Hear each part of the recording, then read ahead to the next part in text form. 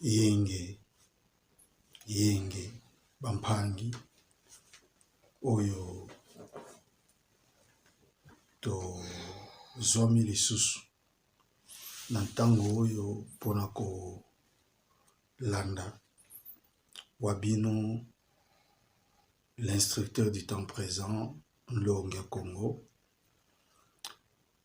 oyo ayaka tango nyonso kolobela biso makambo ezali ya motuya mpona mayema tali école de la science divine na ba révélation oyo tango nyonso tozali kozwa à travers Fumu Kimbangu mpona komeka un peu qu'orienté parce que nalobaka awa to lobelaka politique te na ba concept et polémique mais toyebaka ko orienté bayi politique mpona koyeba wapi touti bisika nini tozali pe bisika nini tozali kokende. Alors faut toyeba ko réparer le futur na présent parce que tokoki jamais kobongisa futur na biso soki to réparer passé na biso te na présent.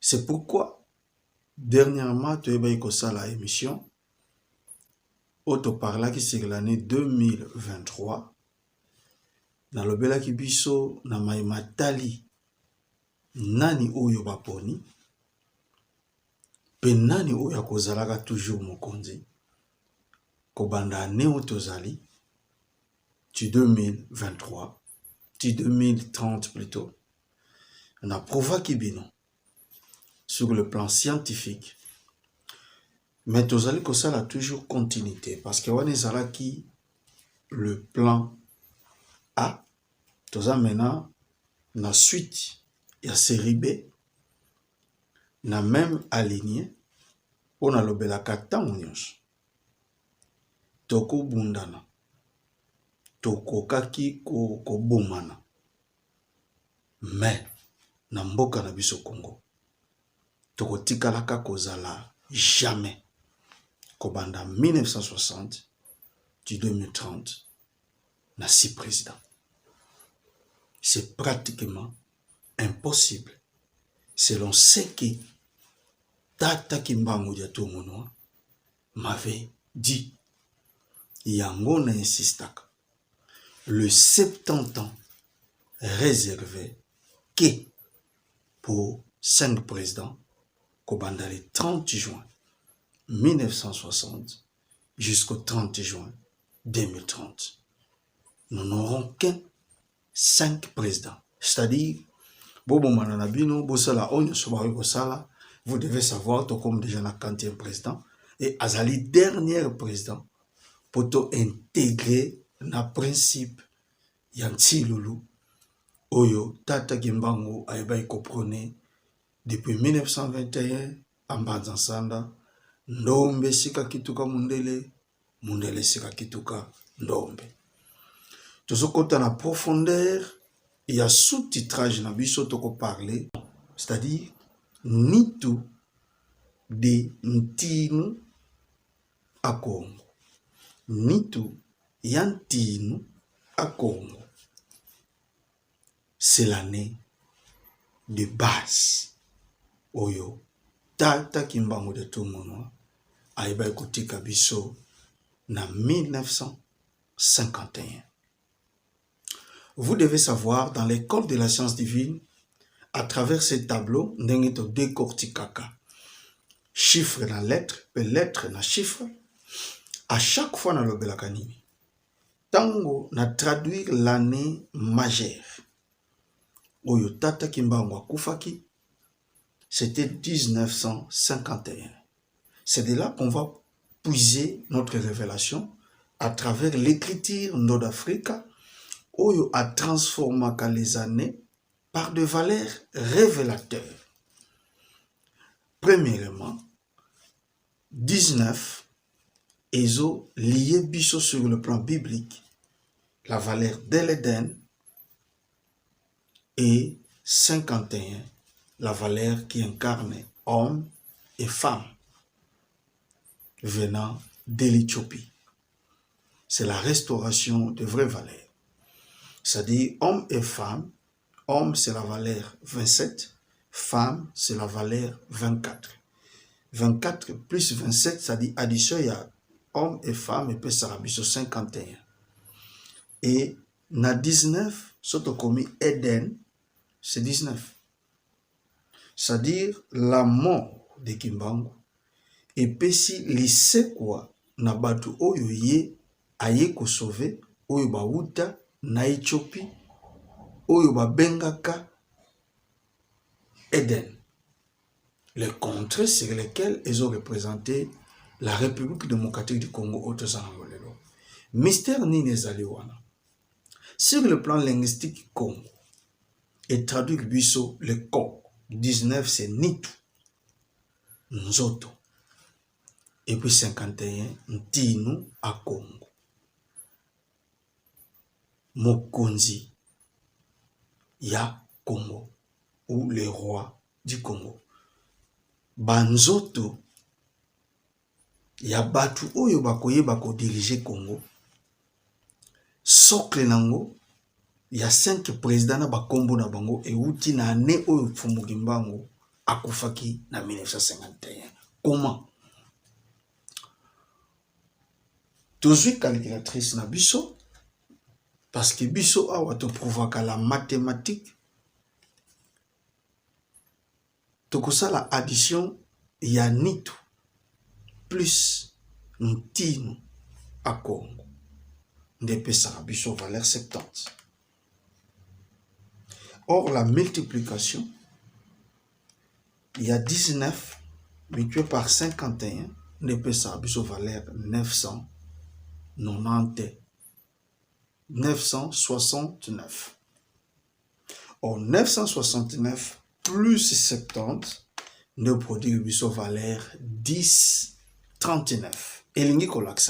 Le nombre 10 et 39, dans l'addition, et produit 10 plus 39, la valeur de Mfumu Nzambi. Donc, Ntinu, Nitu ya Ntinu à Congo, yi Mfumu Nzambi. Oyo biso tozali kozela pour à diriger Congo, ezali d'une manière ya Nkwatulendo ou le roi divin, oyo Mfumugimbangu ayebaki ko promettre biso depuis 1921, tango akoya na 3 pouvoirs.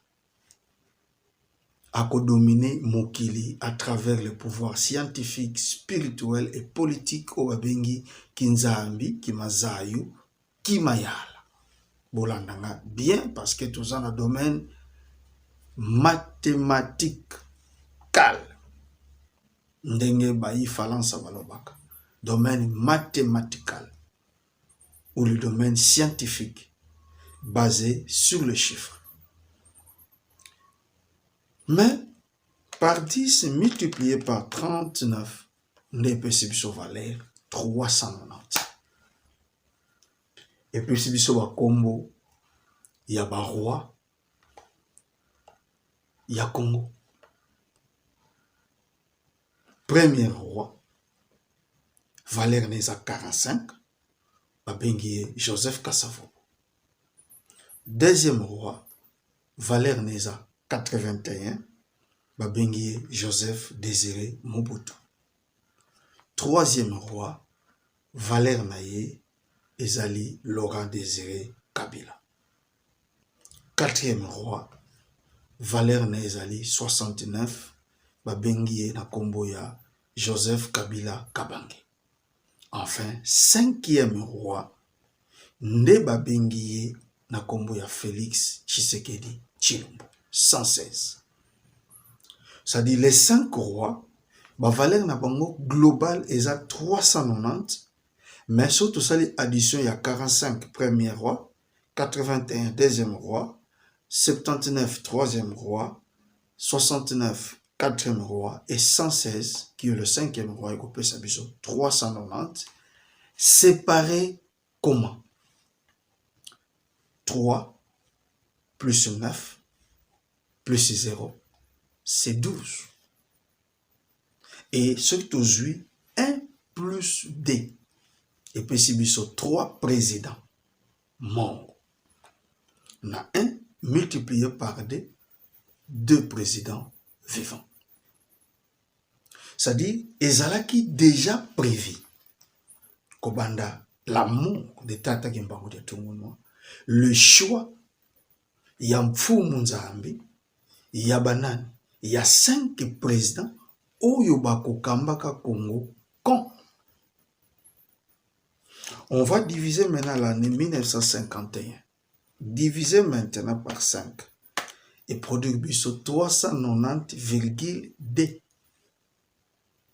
C'est-à-dire les 5 noms, il y a un président, basé dans le deuxième cycle, pour 390 plus 2, 390 multiplié par 5, et puis c'est année 1960.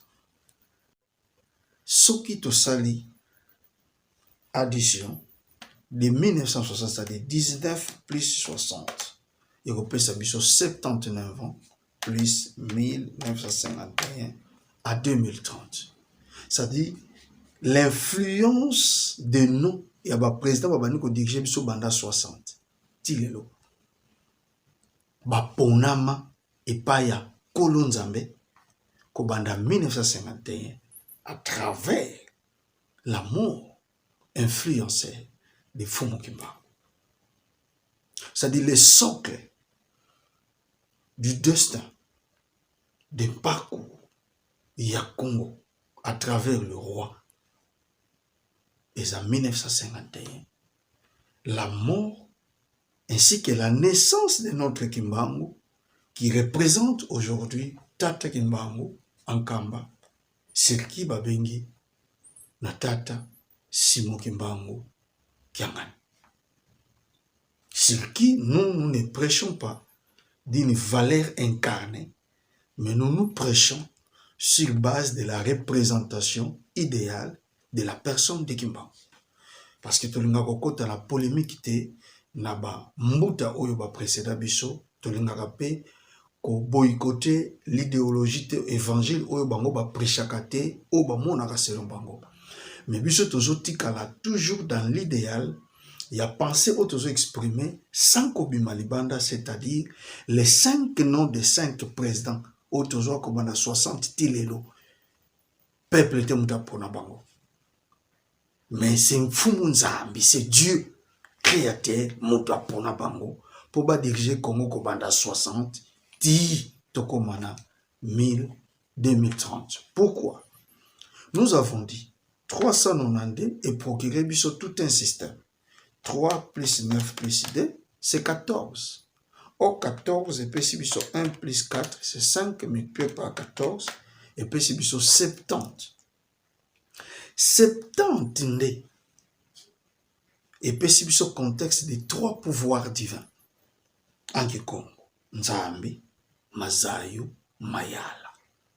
C'est-à-dire après le 5 présidents, Kobanda 60 plus 70, Bakoyana 2030, ne va produire biso les noms des 3 pouvoirs sur Kim Mfumu Nzambi akoyako gouverner peuple naye obabengi bayindo. C'est de là que Nzambe akozwa peuple naye akomemaye na lolenge oyo ye alingi. Mais les traversées des 5 présidents bochango na moto na bino et ko ramenaka jamais au grand jamais le changement majeur que nous attendons. Parce que Kimbangu avait dit, dès que l'indépendance est en 1960, gouvernant, bato bako gouverner biso ko banda 60, ba miyadi ya liboso oyo bako pesa après indépendance, bako travailler pour la mindele. mais bako travailler pour na baindoté, bako travailler pour l'Afrique, quelle que soit l'influence bako pesa, quel que soit le discours bako pesa. C'est pourquoi on se prépare pour na espérer te ata na promesse moko ya président ta moko. Mais je sais nzambe mutacha bango wana na ko respecter bango par rapport à vouloir de la destinée prophétique des Fumukimba. Tous les présidents Kobandana Kassavubu, Tina Félix Antoine Tshisekedi Tshilombo, sans rancœur. Mais je sais, comme je crois à la parole prononcée des Fumukimba, nous devons attendre le temps de Tshilombo. Le jour où lui-même va s'élever, il y a ça la choix après 2030 d'un homme sur qui va gouverner comme Dieu. C'est de là maintenant le peuple congolais ou le peuple africain a koyeba kozelela elokuyo babengi la prospérité, l'émergence, le développement. Mais pour l'instant, et kozala ba discours. Même ba kozala na volonté, mais ba kozala yango te. Parce que la loi établit, on ne les change pas. On ne les modifie jamais. Ça reste la loi divine. Et ça inchangeable. Et ndenge pe ba pona Tshisekedi. Mutu moko kolongola ete, même peuple a voté ete. Il sera le président. Babenga bango bantino, c'est-à-dire ntino, c'est Dieu mutalongola bango. Peuple azalaka na pouvoir kolongola ntino te. Je sais que ego choqué bato mosusu, mais c'est la vérité. Et makambo tolobaka boko makayango, vous verrez que ça va s'accomplir. Alors, dans nombre 12, où il produit biso 3 présidents morts, ainsi que 2 présidents vivants. Ndebisika toza. Beaucoup on a maintenant la valeur 12. Surtout ça, l'addition première, il y a 12. C'est-à-dire 1, plus 2, plus 3, plus 4, plus 5, plus 6, plus 7, plus 8, plus 9, plus 10, plus 11, plus 12. Et puis c'est 78. En que Congo, babengi yango Valeria, toi d'ici ya Congo. Donc, mfungu nzambe, unatoa disa Congo, unatoa disa bana bandi, muki nzambe, muki mazayu, muki mayala. Le Créateur, qui est notre Dieu, va diriger son peuple à travers les 3 pouvoirs spirituels, politiques et scientifiques, après avoir parcouru étape Yabatu, Oibabengi, Kassavubu, Mobutu, Laurent Désiré Kabila, Joseph Kabila et Félix Tshisekedi Tshilombo, qui ne sont que des hommes et qui ne fera rien dans ces pays à travers leurs pensées, bien que Bagoza a la volonté, mais à destin. C'est la vérité. Vous verrez maintenant, dans le nombre 78, il y a l'année 1960 qui nous représente le nombre 16. 1965 qui nous représente la valeur 21. 1997 qui nous représente la valeur 26. Le TAP, il y a 3 présidents. Et produit 16 plus 21 plus 26, c'est 63.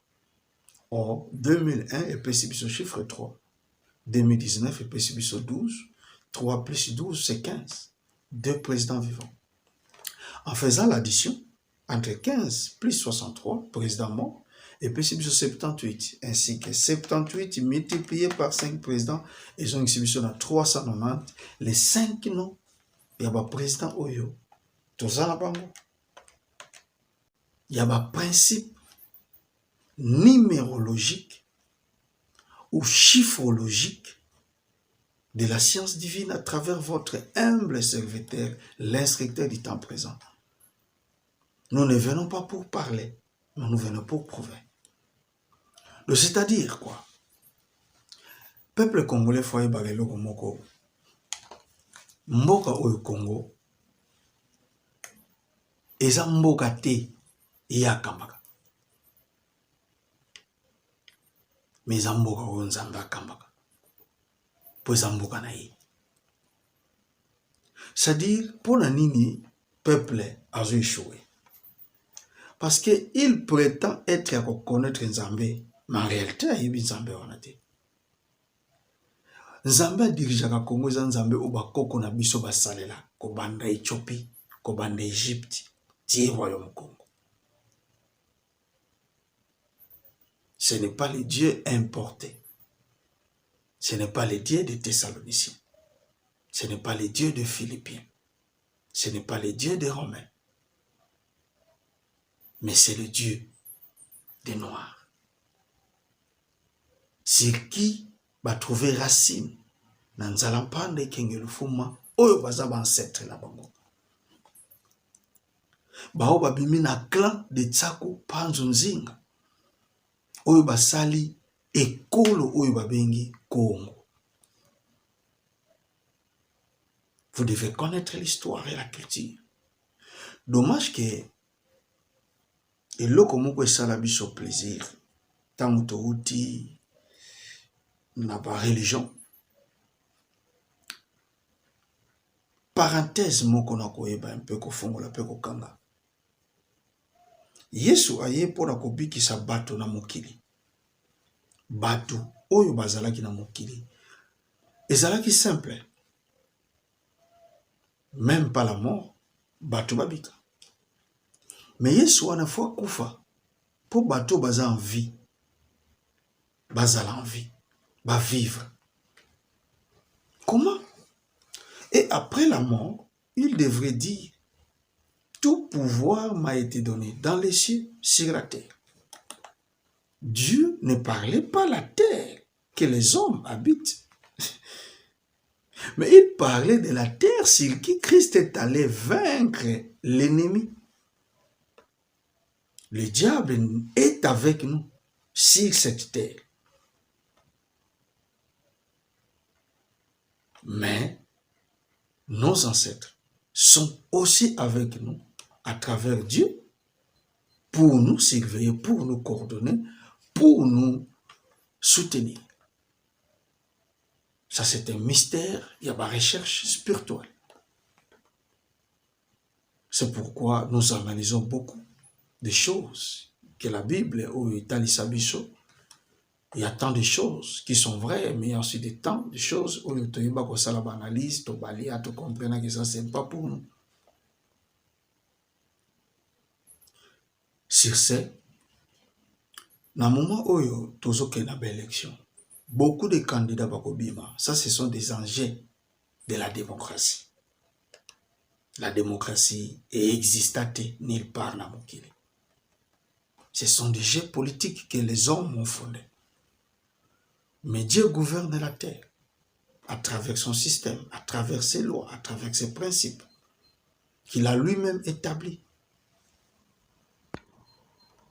Et malgré tout ce que vous pouvez faire, vous serez déçus peut-être parce que vous en avez un point de vue différent. Mosusu akolinga voter Moïse Katumbi, Mosusu akolinga voter Fayulu, Mosusu akolinga voter Matata Mpono, qui sont nos frères, bien sûr. Mais bakotikala bozala ba présidente avant 2030. Là, vous devez mettre ça dans votre tête. Donc, inutile, bobomana. Ceux qui vont voter, je ne fais pas la campagne, mais na yebisi bino vérité. Bokeno ça l'assemblée ya ko voter muntu akozala neka président. Mais ça ne sert à rien d'aller contredire la pensée de Dieu pour bino nde kozala d'ici nzambete. Voilà un peu autre Zalaki Nango comme la révélation prouvée. Marambize belé tokolo bela. Mais tous en attendent qui. D'autres choses va contacter na biso zawana. Beaucoup benga biso en privé. Na bateau yo baligné ko formation. Nous sommes là disposés pour nous former bango. Bayeba makambo tozolo bela parce que ça pona biso te mais ça pona bato nyonso oyo baza na posa ya ko apprendre. Tokomonana na sujet mosusu oyo tokolopela eza très important. Pour le cycle, il y a 30 ans. Il y a 39 ans. oyaki kotransforme bakombo ya baprésident mibale oyo baza vivant lelo, sortant et entrant, na bamanda na bango, na bacycle na bango, pe destin nini bango bazalaki nango. Et pourquoi faut se séparer dans ici faut bazala ini. Et vous devez aussi savoir une chose. Le panafricaniste ne divise pas le noir. Mais baibako unir ba noir. Cesser na ba histoire ya bikolo. Mais tokota na contexte ya ba noir en tant que ba africain pour l'Afrique. Pour tolonga. Tobanier toute forme. To ba bisika to uti. Yango faut réparer. Mais to sala te oyo ba komisa biso. Parce qu'à fil kanaka les alaka moko. Ma fille kalelo comme divisé parce qu'il va payer comme il belé. Mais la photo zonga na afili kayakala. To bien ma bakemit de l'époque. Tout ndombe auti na moto moko obabengi mokili. Mokili ya mokili. Mokili ya mokili. Bao babengi nempungu tulendo. Nembumba neko mukalowa. Bapambola bino tokutani na sujet mosusu. Autour pour amplifier la vie politique sur le plan, il y a cycle, il y a président sortant et le président entrant. Tout mon ami, na mes collègues,